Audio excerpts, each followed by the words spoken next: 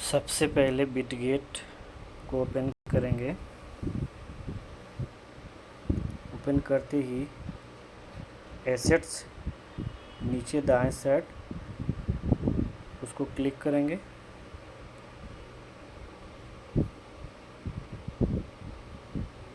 उसके बाद स्पॉट ऊपर में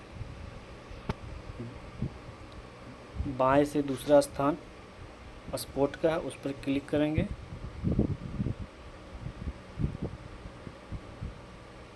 फिर तुम्हारा डॉक्स कॉइन बिटगेट में ये शो करने लगेगा।